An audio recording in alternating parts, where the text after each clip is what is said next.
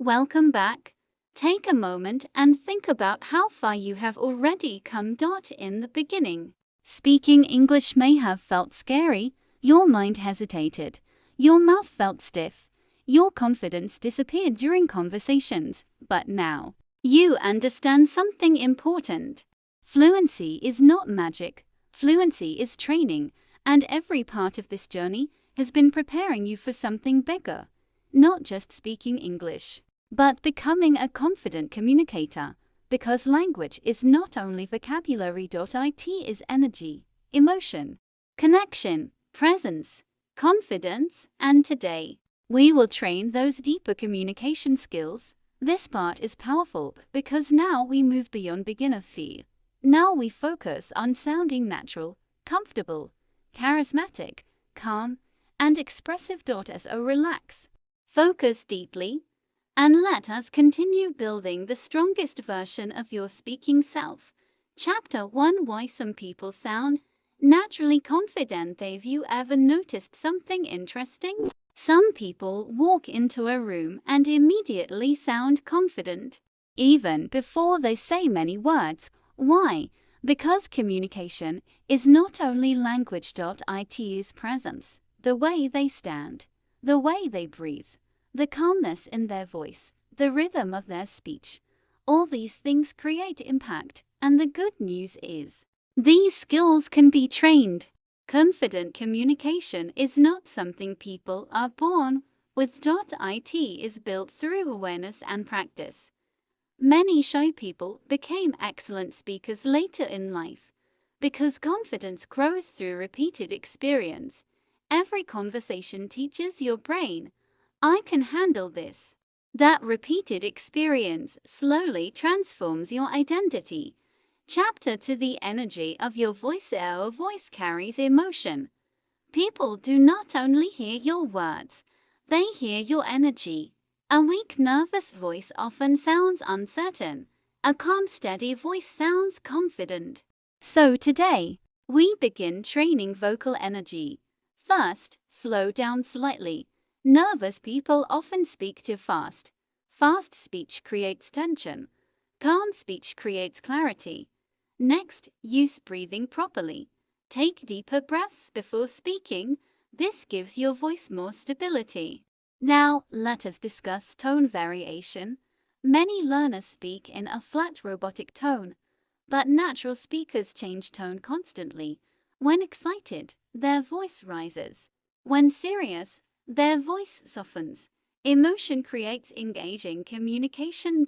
So practice speaking with feeling, not like a machine, but like a human being connecting with another person. Chapter 3: The hidden power of pause. Many learners fear pauses, but pauses are powerful. Professional speakers use pauses constantly.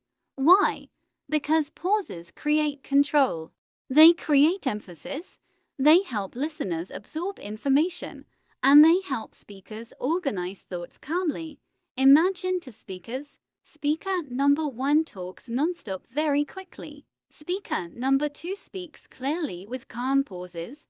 Usually the second speaker sounds more confident, because controlled pauses show comfort, not fear. So stop fearing silence. Use pauses naturally. A calm pause is stronger than nervous rushing. Chapter 4: How to develop charisma. Now, let us discuss something interesting. Charisma. Many people think charisma is natural talent, but much of charisma comes from communication habits. Here are important charisma habits. Listen carefully. Maintain relaxed eye contact. Smile genuinely. Speak with warmth. Show interest in others. Use positive energy. Charismatic people make others feel comfortable. That is the real secret. Communication is not about proving superiority. It is about creating connection. People enjoy speaking with those who make them feel valued. So during conversations, focus less on impressing people. Focus more on connecting with them. Chapter 5: The importance of emotional expression. Many learners focus only on grammar and vocabulary, but emotional expression matters too. Imagine someone saying, "I'm so excited," with no emotion. It sounds unnatural. Real communication includes emotional energy. That is why movies are excellent learning tools. Actors express emotion through voice, excitement, sadness, surprise, confidence. Observe emotional speaking carefully, then imitate it during practice. This helps your speaking sound more alive and natural. Chapter 6: Training Natural Conversation. Fluently learners speak in disconnected sentences. For example, I went to the market. Pause. I bought food. Pause. It was crowded. This feels unnatural. Natural conversation flows smoothly. Use connectors. For example, I went to the market and it was really crowded, but I still managed to buy everything I needed. See the difference? The speech flows more naturally. Practice connectors like and but, because, so, although, however. Meanwhile, let these words connect ideas smoothly. And smoother connections create more fluent communication. Chapter 7: How to sound more interesting. Many people worry, "My English sounds boring." But interesting speaking is not about difficult vocabulary. It is about expression and storytelling. Add details, add feelings, add observations. For example, instead of saying, "The restaurant was good," say, "The restaurant had a really peaceful atmosphere, and the food smelled amazing the moment we entered." Details create stronger communication. Good speakers paint mental pictures. That is why storytelling practice is so valuable. Chapter 8: The Science of Confidence Building. Confidence grows through successful repetition. This is psychological conditioning. Every positive speaking experience teaches your brain speaking is safe. Over time, your fear response becomes weaker. This is why avoiding speaking is dangerous. Avoidance teaches your brain speaking is dangerous, and fear grows stronger. But repeated exposure creates adaptation. That is why daily speaking matters even if you feel nervous. Small repeated courage creates major transformation. Chapter 9: How to handle embarrassing moments. Every speaker experiences awkward moments sometimes, even fluent speakers. Maybe you forget words. Maybe pronunciation becomes unclear. Maybe you make grammar mistakes. It happens. The important thing is recovery. Do not panic. Smile lightly. Correct yourself calmly if necessary. Then continue. Confidence is not never making mistakes. Confidence is staying calm after mistakes. That skill changes everything. Chapter 10: Developing a strong speaking personality. Many learners copy others too much. Imitation is useful for learning, but eventually you must develop your own speaking personality, your own energy, your own style, your own rhythm. Some people speak calmly, some speak energetically, some speak humorously. Natural communication feels authentic. Do not force yourself to become somebody else. Improve your English while still being yourself. That balance creates genuine confidence. Chapter 11: Why relaxation improves fluency. Tension blocks fluency. When your body becomes tense, your speaking ability decreases. Your breathing becomes shallow. Your mouth movement becomes restricted. Your thoughts become disorganized. So relaxation is extremely important. Before speaking, relax your shoulders, relax your jaw, take deep breaths, slow your thinking slightly. A relaxed body supports fluent communication. Chapter 12: Advanced Storytelling Training. Now, let us deepen storytelling skills. Good storytelling follows emotional movement, beginning, challenge, emotion, resolution. For example, last year, I was terrified of speaking English in public. My hands would shake, and my mind became blank. But slowly, through daily practice, I became more confident. Now I can communicate much more comfortably. Notice the emotional progression. This makes stories engaging. Stories connect people emotionally, and emotional connection creates memorable communication.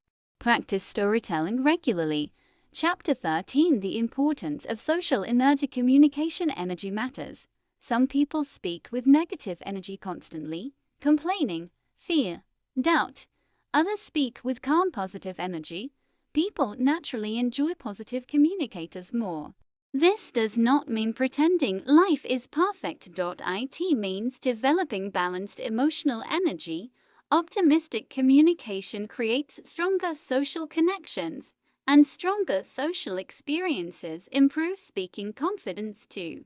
Chapter 14, Training Your public speaking mindset. Public speaking fear often comes from over-focusing on yourself.